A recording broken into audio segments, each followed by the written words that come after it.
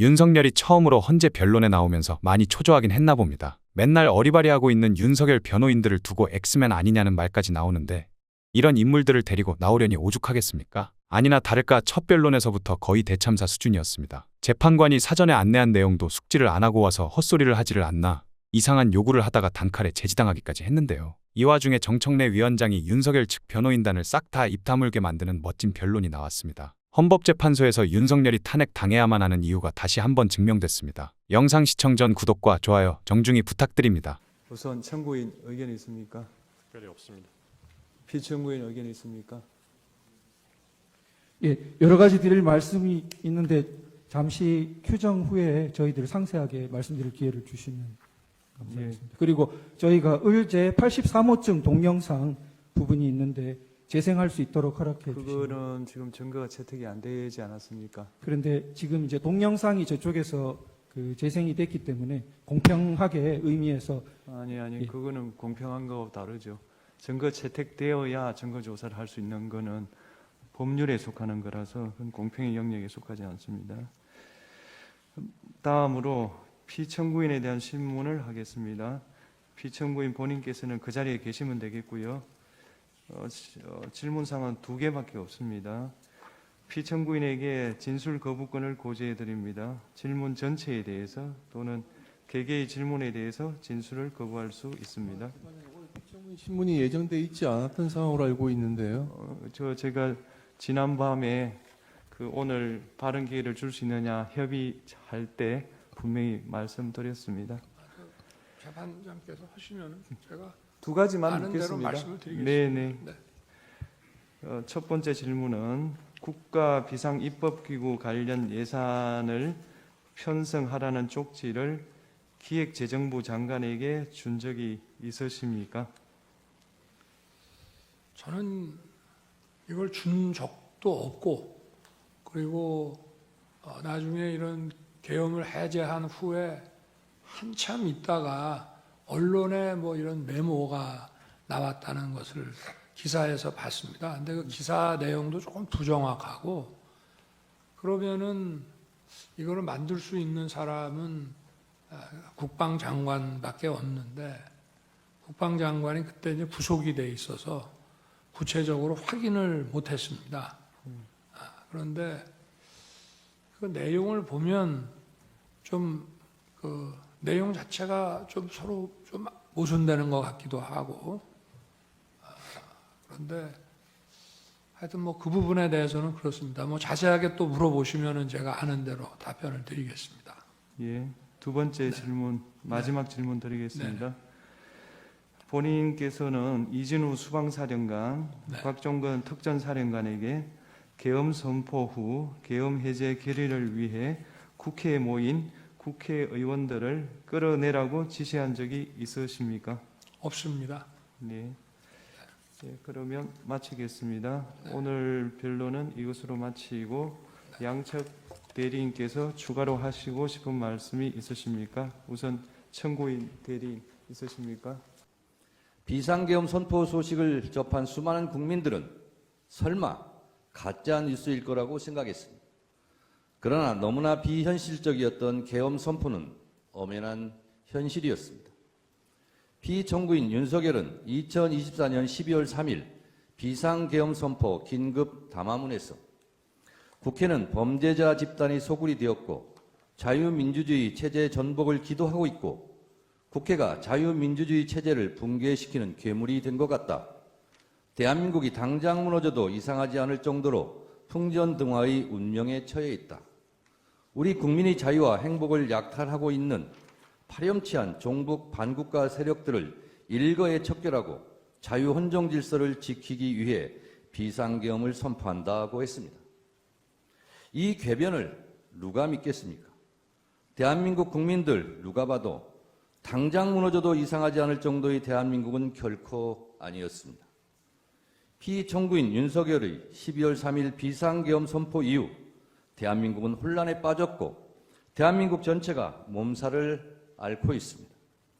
12월 3일 내란의 밤부터 민주주의의 나라 대한민국의 국격은 실추되었고 경제의 적, 불확실성이 해소되지 않으면서 국민들은 한 달 넘게 불안과 공포에 휩싸여 내란성 불면증에 시달리고 있습니다. 국민들의 저항과 국회의 신속한 대응으로 비상계엄이라는 독재 시도가 수포로 돌아간 후에도 피청구인은 망상에 근거한 자신의 경거망동을 반성하기는커녕 수사에 응하지도 않았고 법원이 발부한 체포영장의 집행도 막무가내로 거부했습니다. 이것은 대한민국의 사법체계를 뿌리채 부정하는 것입니다. 소추위원 이전에 국민의 한 사람으로서 이런 사람이 대한민국 국정의 최고 책임자 자리에 있었다는 것이 참으로 참담합니다. 이 탄핵심판은 이런 사람을 군 통수권을 행사하는 자리로 다시 복귀시킬 것인지 말 것인지를 결정하는 재판입니다. 그 결론이 어떠해야 하는지는 너무도 자명합니다만 피청구인의 폭거로 빚어진 국가적 혼란 상태가 하루빨리 종식되어야 하므로 신속한 심리를 간곡히 요청드립니다. 헌법수호 최후의 보루이신 헌법재판관님, 대한민국 국가 경쟁력은 바로 국민입니다. 국민들은 위대합니다. 비상계엄을 소식을 듣자마자 달려나온 국민들께서 국회 본청까지 쳐들어온 계엄군을 막아서고 장갑차 앞에서 온몸으로 저항했습니다. 국민들이 국회의원들의 본청 출입을 도왔습니다. 이처럼 국민들께서 골든타임을 확보해 주신 덕분에 국회의원들이 계엄해제 요구안을 통과시킬 수 있었습니다. 오늘날 대한민국이 전 세계의 부러움을 받을 정도로 정치, 경제, 그리고 문화적으로 우뚝 서게 된 것은 한국 현대사를 치열하게 살아내신 우리 선조들과 현재를 살아가는 우리들의 합작품입니다. 이토록 자랑스러운 대한민국을 하루아침에 전 세계 웃음거리로 만든 것이 피청구인의 비상계엄 선포였습니다. 그러나 민주주의를 지켜내려는 국민들의 열망으로 피청구인의 독재 기도를 막아낼 수 있었고 세계는 다시 대한민국 민주주의의 놀라운 회복력에 주목하고 있습니다. 이 모든 것이 국민들 덕분입니다. 국민 여러분들께 진심으로 감사드립니다. 존경하는 헌법재판관님, 피청구인은 헌법 제69조에 따라 나는 헌법을 준수하고 국가를 보위하겠다는 선서를 하고 대통령에 취임했습니다. 그러나 피청구인은 헌법을 수호하기는커녕 헌법을 유린했습니다. 대한민국의 헌법과 민주적 시스템을 송두리째 무너뜨리려 했던 피청구인 윤석열을 왜 파면해야 하는지 그 이유를 말씀드리겠습니다. 첫째, 피청구인 윤석열은 계엄의 조건을 위반했습니다. 헌법 제77조 제1항에 대통령은 전시사변 또는 이에 준하는 국가 비상사태에 있어서 병력으로서 군사상의 필요에 응하거나 공공의 안녕질서를 유지할 필요가 있을 때에는 법률이 정하는 바에 의하여 계엄을 선포할 수 있다고 되어 있습니다. 대한민국은 전시 상황도 국가 비상사태도 아니었고 병력으로서 공공의 안녕질서를 유지할 만큼 혼란도 없었습니다. 같은 내용을 규정하고 있는 계엄법 제2조 2항도 동시에 위반했습니다. 둘째, 피청구인 윤석열은 계엄 선포의 절차를 위반했습니다.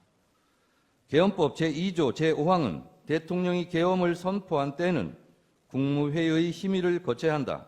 제6항, 국방부 장관 또는 행정안전부 장관은 국무총리를 거쳐 대통령에게 계엄의 선포를 건의할 수 있다고 되어 있고 헌법 제82조는 대통령의 국법상 행위는 문서로서 하며 이 문서에는 국무총리와 관계 국무위원이 부서한다. 군사에 관한 것도 또한 같다고 되어 있습니다. 현재까지 국무위원들의 증언에 따르면 형식과 절차에 따른 정상적인 국무회의는 없었고 현재로서는 국무회의 문서도 부존재해 보입니다. 이처럼 피청구인이 선포한 비상계엄은 내용에 앞서 절차 면에서도 전혀 헌법과 계엄법을 따르지 않았습니다. 셋째, 국회는 비상계엄이나 어떤 경우라도 침탈할 수 없음에도 불구하고 위헌위법하게 침탈해 국회의 기능을 마비시키려 했습니다.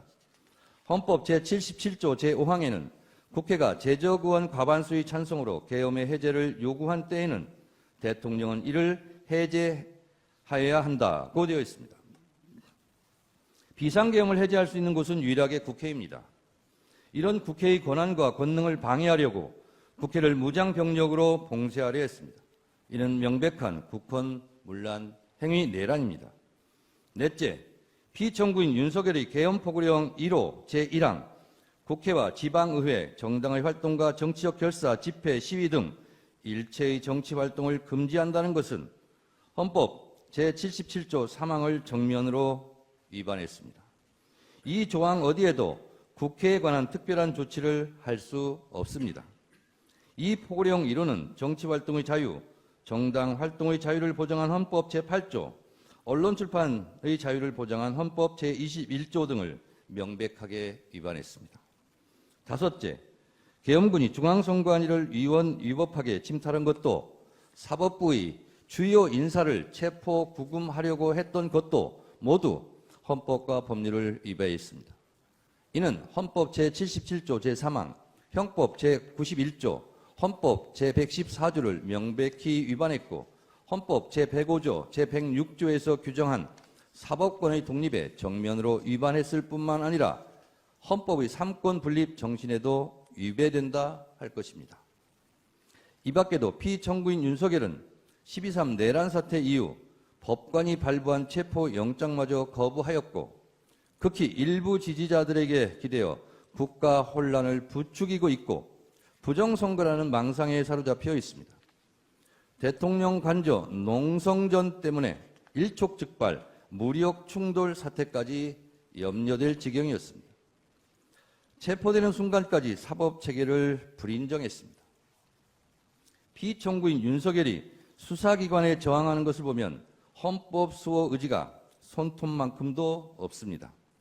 만에 하나 탄핵이 기각되어 피청구인이 다시 대통령직에 복직하면 또다시 제2의 비상계엄을 저지를지 모른다는 의심을 받기에 충분한 언행을 계속하고 있습니다. 피청구인 윤석열은 지금도 비상계엄이 고도의 통치 행위로서 사법심사의 대상이 아니라는 철진한 이론에 기대어 반성과 성찰을 거부하고 있습니다. 피청구인 윤석열은 아직도 자신이 무슨 잘못을 했는지 모르고 있을 뿐만 아니라 계엄과 독재 시도를 정당화시키려는 궤변을 늘어놓고 있습니다. 그를 파면함으로써 하루빨리 대한민국을 정상으로 돌려놓아야 합니다. 위헌 위법한 비상계엄을 선포하여 피로써 지켜온 헌법을 총칼로 파괴하려 했던 피청구인 윤석열을 파면함으로써 얻을 헌법 수호의 이익이 여타의 손실보다 압도적으로 크다 할 것입니다. 프랑스 소설가 알베르 까미는 어제의 범죄를 벌하지 않는 것은 내일의 범죄에 용기를 주는 것과 똑같이 어리석은 것이다 라고 일갈한 바 있습니다. 아울러 지연된 정의는 정의가 아닙니다.